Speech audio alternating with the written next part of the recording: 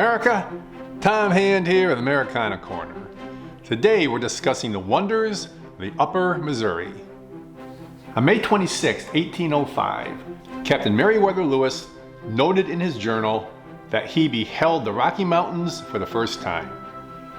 Covered with snow and the sun shone on it to give me the most satisfactory view. Soon thereafter, the Corps came upon the Missouri River breaks, which Captain Clark called the Deserts of America, a stretch of 160 miles running from today's Fort Benton to Fort Peck Lake, where the Missouri courses between 300-foot tall canyon walls. It remains one of the most remote parts of America. The animal kingdom was equally amazing, with Clark noting in his journal, "The country in every direction around us was one vast plain, in which innumerable herds of buffalo were seen attended by their shepherds, the wolves." Clark estimated one of the herds was over 10,000 head.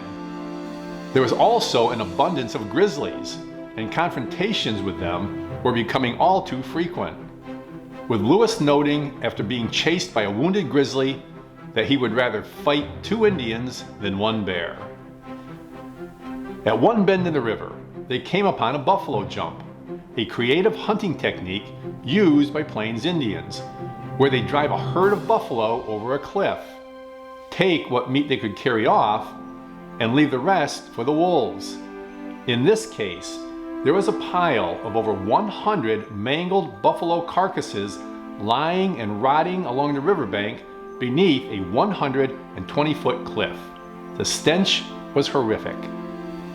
But perhaps the most wondrous sight they experienced on their entire journey was the Great Falls of the Missouri, which Lewis called the grandest sight I ever beheld.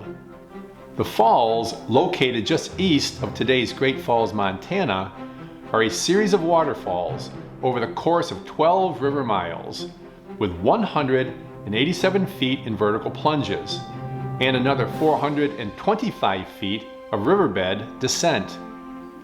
To have witnessed these falls in the rawness of their untouched natural beauty was almost too much for Lewis, who struggled to adequately describe them in his journals.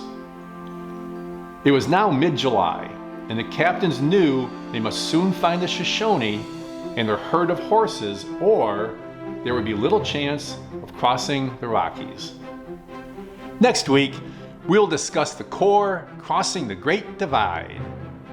Until next time, may your love of country lead you.